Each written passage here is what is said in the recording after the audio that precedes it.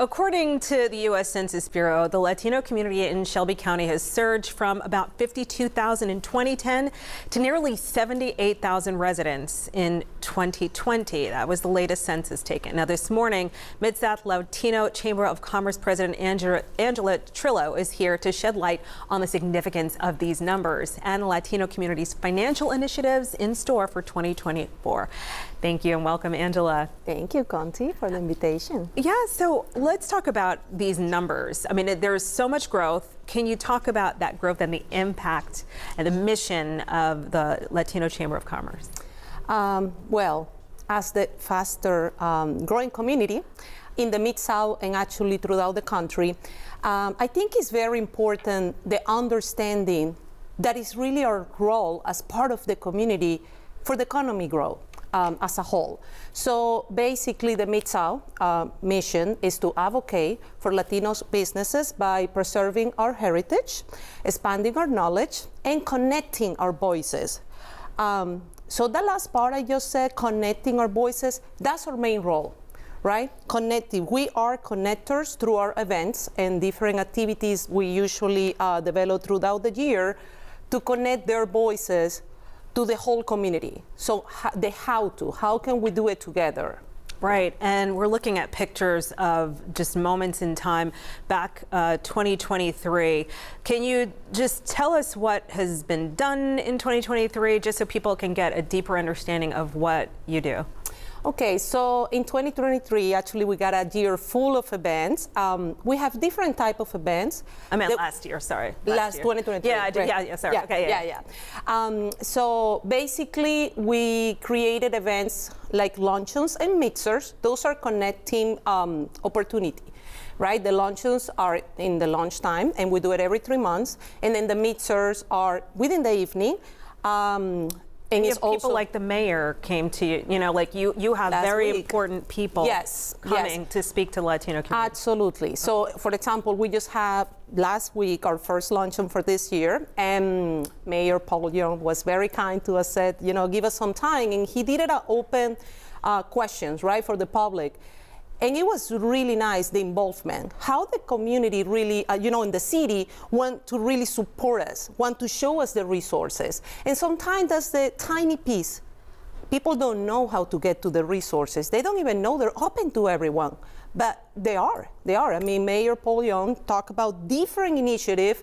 People just don't know about it. So we want to do that. We want to reinforce what is already out there. We don't want to create anything new. It's so much out there.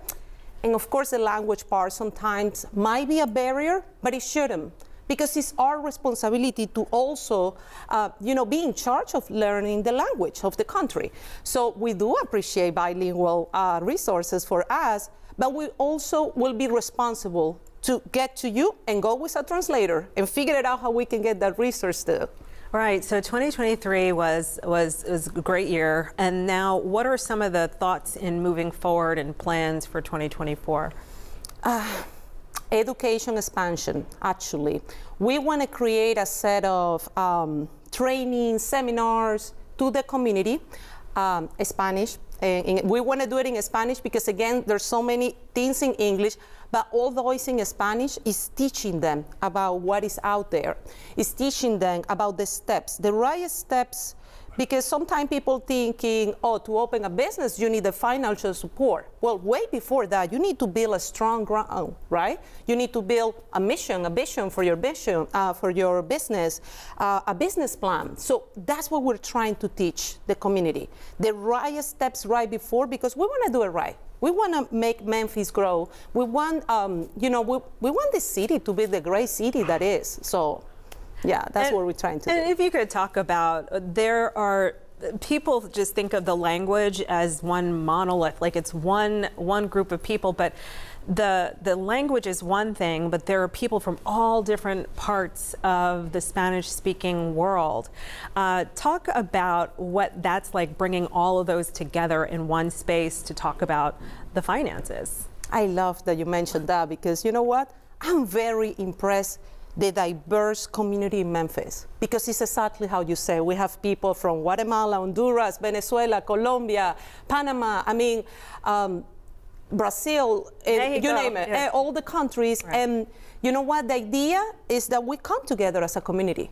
We don't want to like divide it by, no. We come together, we have the same mission, is to make our community grow. So I'm very happy to say that last year, actually, the one day seminar that we have, it was extremely diverse. It was beautiful. I said like, this is what it really makes Memphis strong, that we come together.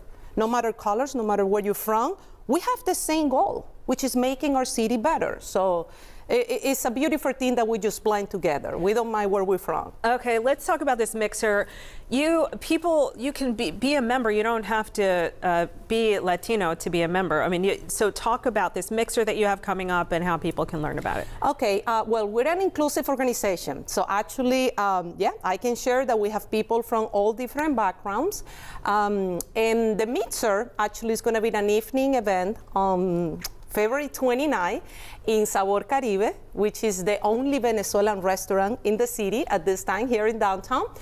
And pretty much what we want is to bring together, right? People connecting. We will have live music. Margaritas, I see a margarita there. Margarita, Hispanic appetizers. So, you know, the idea is just that. Like maybe, Conti, you have an accounting business and I have a printing business. We're connecting together. And then, you know, for the purpose of something good for both. All right. Thank you so much for this invitation to the community. Thank you, Angela, for showing us what you're going to do in 2024.